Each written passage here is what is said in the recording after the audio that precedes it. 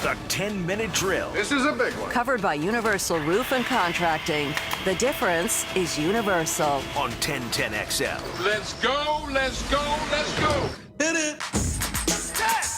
All right, some sports concepts and rationalizations coming your way. We call it the 10-minute drill. We do it each and every morning right here. And at the end, Beef, we give out a prize pack. What are we handing out today? You're darn tootin', Dan. And all this week, Dan, our 10-minute drill winners. Stay tuned at the end of the segment.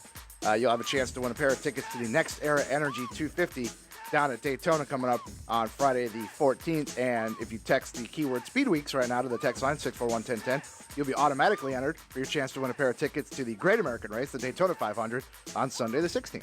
All right, I want to play, Beef, we'll set this up for maybe the end of the drill, but I want to play Who Said It Better. Oh. We have two nominees. One is Kelsey and the other is Kelsey. Yesterday, Travis Kelsey was pretty funny up there. Pretty drunk at the parade. So was Pat, by the way. Yeah. Pat was going hard. That guy must have knocked back in different videos about 8 beers. Why not? Yeah. I mean, what if there's ever a time to party? You know, that I can imagine that would feel like New Year's on steroids. I mean, you just won the Super Bowl. You're with your boys. That crowd's going crazy. The weather's chilly and the beer's cold. Yeah. So it was cold. But so Travis Kelsey, he got up there and he was sort of if you're in television, you pick the sound clip to run, and his sort of stood out above everybody's, right? So you ran his. Well, 2 years ago, you ran his brother's. Remember, Is that right? Remember the minstrel outfit he had on? And he's an offensive lineman for the Chiefs. Center, right? Yeah. Jason, right? Jason Kelsey. Jason Kelsey. Yeah. It was... Lost his mind. Yeah, he lost his mind, right? So the Kelsey brothers are off the rocker.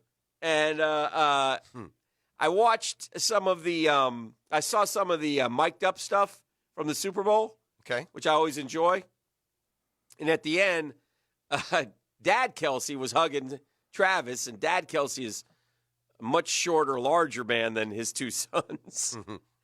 He was crying into Travis's arms and telling him how you never got your due. Nobody ever believed it. Yeah, it was pretty nice moment with the dad and his son. But anyway, I want to play a little bit later, maybe at the end of this segment, Who Said It Better, a little bit of Travis Kelsey, a little bit of Jason Kelsey, and then I'll let you vote, Jeff. When it comes to just Super Bowl victory, explosive celebrations. I've got a clip of Jason Kelsey. I've got it ready, and I'll get a clip of Trav. Yeah. And we'll compare. Yeah, Jason Kelsey. When I watched Trav. It's like he's shooting a wrestling promo. Yeah, and Trav kind of went the same way. And remember, after the game, Trav said... Travis had on the WWE belt. Trav said after the game, you got to fight for your right to Lombardi. I wonder how long he was thinking of that. I don't know, but he used it about 8 times. Like, if I put on NFL Network, there's Travis Kelsey. Hey, one more thing. You got to fight for your right to Lombardi. And then he was on ESPN said, hey, one more thing. So it was pretty funny. Are you... Yes, sir. Are you curious, interested, or just completely don't care about the XFL's opening weekend? I'm seeing some of the promos running on ESPN, and have they been running them? They're going to give some serious insight. You know how some things that we liked about like that AAF, like when they're making a call, you see well, we're going to go even further now. You're going to be in the coach's mic, the head coaches. Right. They're really that's going to be their hook. Right. I saw Oliver Luck, who is the lead commissioner. Right. I saw him on Sports Andrew's Center. going to play a couple games? No, Andrew, I guess, just had a baby and is never going to play again. Yeah. And look, it's going to become more and more common in the NFL. It's not to a problem state yet, but, I mean, Talvin Smith, very young man. They make enough money. Something goes off. They don't want to play anymore. They feel like they've made enough money by the time they're 26 or 27. So I wonder if that ever becomes an issue, quote, unquote, in the NFL. But anyway, Oliver Luck, I think one thing that's great about this, or that will work about this, is they want their players to make it to the NFL. They don't consider themselves competition. Right. They know that a lot of guys playing in their league are playing so they can play in the NFL. Mm-hmm. And so I think the concern I would have is if I were seriously into the XFL, what happens when mini camps come up here in 2 months? And, is the NFL, if they have their eye on C.C. Jefferson, are they going to just let him play the rest of the season in Tampa? Probably not. How long is the schedule? I'm not sure. I haven't looked. I think it might be, I want to say 10 games. Could it be over in 2 months? I guess theoretically could be here. I'll look it up. All right. As you do that, the XFL starts Do you Saturday. think you'll watch any this weekend? Because I know you really didn't like the AAF at all. I know I did. Is this one any different to you? Maybe because of that short-lived XFL and the documentary I saw on the XFL, maybe I'll peek at it and say, hey, look, the XFL's on.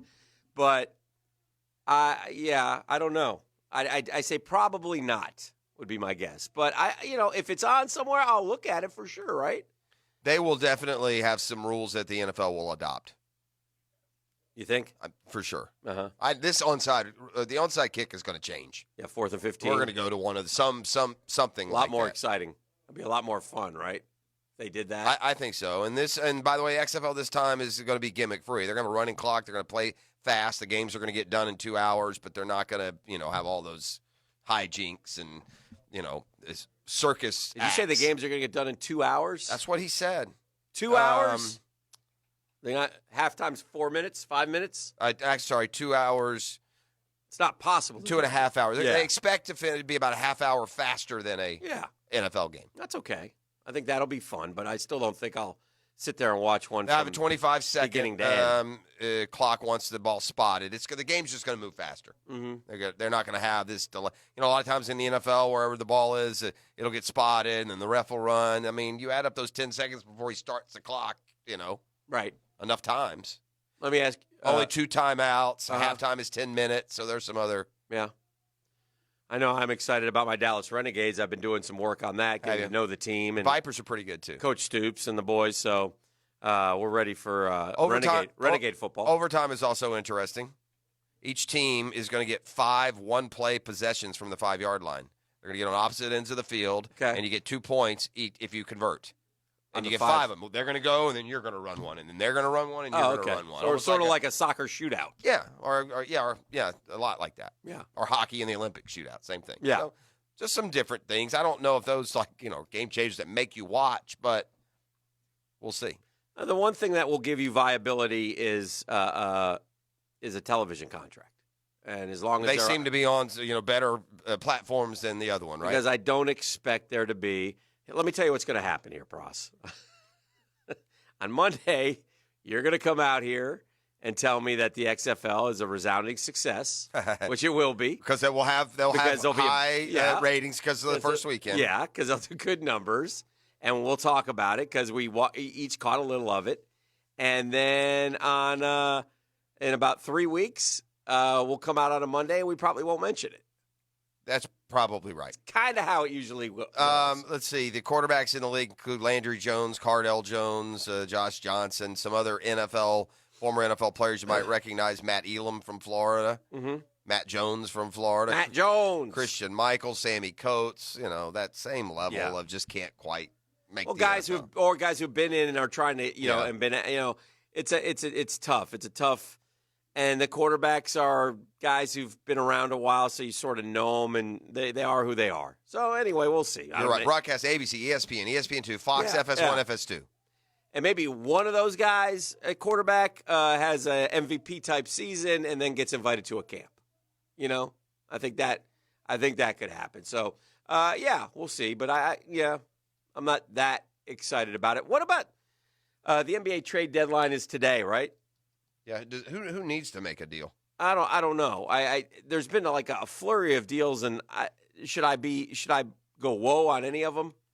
Not from what we've seen. NBA guys? My real question for you, Dan, is: do you have a GM to make a deal? No, we got rid of our president or GM. One of them. Mills. They both. I think are that awful. I think that Iguodala. Mills gone. Perry stayed. Phil coming back. I think the Iguodala trade yesterday is the only one that has impact. Yeah. Not just for the Heat, for where he went, but those West teams wanted him. The Clippers and the Lakers really wanted Andre Iguodala. So I don't understand why the Knicks don't. We got one of the Morris guys, and he's having a really good year for us. Yeah, unload him. We should unload him. Sure, you should. I mean, I don't know what is he going to be a building piece? 100%. What are we doing? Yeah, 100%. So, but 10 game schedule for XFL. For XFL, and ironically, their championship game will be played the Sunday of draft weekend. So, yeah, it looks like by the time they do mini camps and that stuff, they will be done, and there will be so you fit it in. an easy process. Yeah, so that's good. That's smart, too. Yeah. Beef, do you have Who Said It Better? Or are you still preparing? No, I do. I do. It's really the hard part for me right now is figure out which Travis Kelce cut to go with because they're all so good. Okay, so But first, a selection from his brother, right, Jason, when the Eagles won the Super Bowl a couple years ago, right, at their parade. Okay. No one wanted us. No one liked this team. No analyst liked this team to win the Super Bowl, and nobody likes our fans. And you know what? I've just heard one of the best chants this past day. And it's one of my favorite, and it's new, and I hope y'all learn it. Because I'm about to drop it right now. You know what I got to say to all those people that doubted us, to all those people that counted us out, and to everybody who said that we couldn't get it done? What my man Jay and Jai just said. Oh, dear. Oh. Only in Philly. Oh, Listen Philly. to the cheers. That's I love it. Jason Kelce. Now, then you have his brother, Travis Kelce. His brother was very also fired a up. Super Bowl champion. He was very fired up. He felt good about the team's chances, even trailing, and he let you know about it. Fourth quarter, 6 and whatever left on the clock. Down 10. Is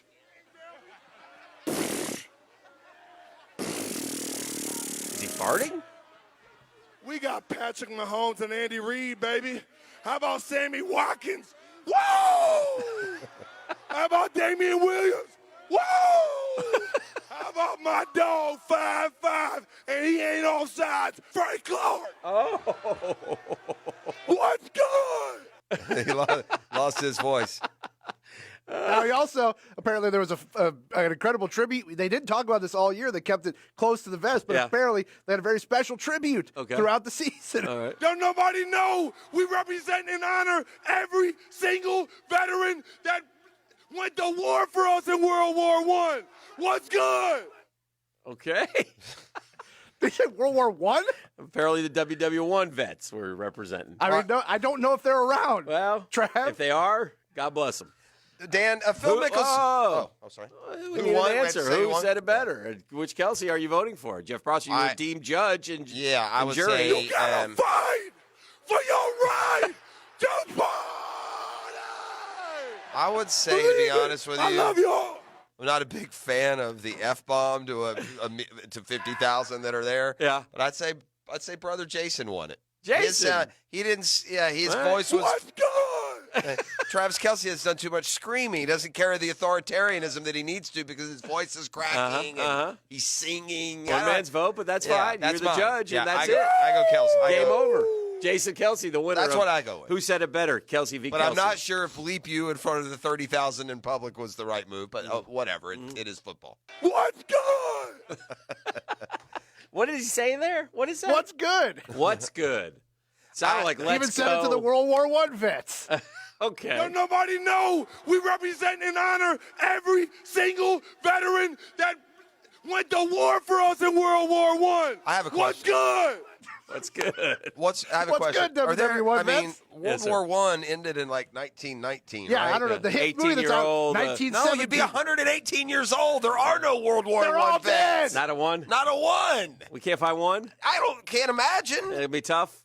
Again, What's good? I'm pretty sure didn't it end right around 1920? Yeah, there's only like 3 living World War II vets. That's right. So maybe he should get a special nod for that one. I mean, it jumped What's out at me. good? I mean, that war ended 100 years ago. So There aren't you'd any. have to be 120 years old. No World War I vets. The No. last living World I don't War know I if he vet meant to died say in World War II 2012, or if guys. he's just, I don't know, man. I have no idea. The last living lot of World beer. War I veteran died in 2012. 2012. What's good? All right. Phil Mickelson did the noble thing, and I hate it. What are you doing, Phil? Take your special exemption to the U.S. Open. You know what I mean? I mean, come on, I man. Earn it. Maybe Yeah. it's his way of trying to force himself to play some good golf between now and the Open. Okay, What does but he what have happens? to? Does he have to win? I guess. Well, Is there any other way? Is it like top 10 money? Is it top? Are there any? I don't know what the parameters are. Maybe he's just trying to do it that way. All right, he has to get into the top 60. Right now, he's 72nd ranked. Top 60? Top 60 would get him in. Okay, well, he can do that. I think he'll do that. What'd you say he's ranked? 72nd? 72. Yeah. And he loves Pebble. If he has a great If week not at that, Pebble. if he doesn't do that, the only other way is to go through those sectionals, like the amateurs do.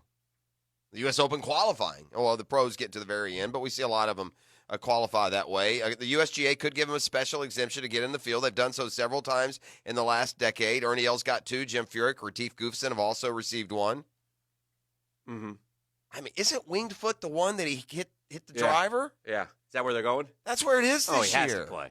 He has to, take the special exemption. Take the exemption, Phil. Right? We want you to play there. Don't be too proud. Here's what he said, though, yesterday at Pebble, where they tee off today and where Phil won last year. Yeah. I won't accept it. So I'm either going to get in the field on my own or I have to try to qualify. I'm not going to take a special exemption. They've never been an organization that likes to give out exemptions, special exemptions. I don't want one. I think I'll get in the tournament. If I get in, I deserve to be there. If I don't, I don't. I don't want a empty spot. If I'm good enough to make it in and qualify, that I need to earn my spot there. Yeah. I don't know. He'll be in the U.S. Open, Pross. He does one not, way or the other. He'll be in the U.S. Open. That's what I think. We talked about all the second place finishes. I believe he has 6, but he hasn't finished top 25 at the U.S. Open since 2013. So it's been a while since he's been. By the way, Richard Arvin Overton was an American super centenarian who, at the age of 112, He's a centaur. 230 days, was the oldest verified surviving U.S. World War II veteran and oldest man in the United States. He served in the United States Army. He passed away in 2018. So there's What's good? So maybe there are no more. So appreciate the ghosts of World War I. Yeah, I don't think there are any. The Chiefs, served you well. Yes. So. What's going on with this prospect at South Carolina? So this guy's name is it Will Burt? No, Birch. It's Birch. But anyway, he's a defensive 5-star, like the number 5 prospect. He committed to Will Muschamp in South Carolina and then didn't sign, which made him nervous. Right. LSU's hot after him. He goes through the process yesterday. Did he signed or didn't sign? They're still waiting. Yeah, and he wouldn't take any questions. I saw that. So I have no idea. He's still unsigned, the 5-star recruit. There's always one of these every year. Crown jewel of the recruiting class. Yeah. Ask if there's any reason to be concerned about a committed player who's not sending his letter. Will Muschamp said, no, we're going to be fine. As for the reasons that a prospect like Birch might wait to sign, Muschamp said, you've got to ask them. That doesn't sound like someone he's close with. Coach, I really don't want to come here. I told you I would, but LSU looks a lot better to me. Birch and his family have not granted interviews much over the last few months, and they refused to speak yesterday at the ceremony at his high school. Muschamp attended the event at his high school. Ouch. Because his really son, making me uncomfortable. Well, his son, Jackson Muschamp, is a classmate of Birch. And the younger Muschamp, by the way. Walking on at Georgia. Yeah, I can't play for you, Dad. You're terrible. That's not it. That's not it? No. Oh, I thought he just wanted to go get real coached somewhere. No. He's going to go to Georgia as a preferred walk-on. So. Yes. Anyway, that had to be awkward as the coach is staring down Birch. And I'm here for my son. Still not signing. All right, let's do caller number 2. And Beef, tell them what they're going to get. Then we'll visit with Doc Murphy when we come back. Caller number 2 right now, Dan, at 641-1010. Going to take home a pair of tickets to the Next Era Energy 250 down at Daytona on Friday, February 14th. And right now, if you text the keyword Speed Weeks to the text line, 641-1010, you'll be automatically entered for a chance to win a pair of tickets to the Daytona 500, the Great American Race, on Sunday the 16th. Again, we'll take caller number 2 right now, 641-1010.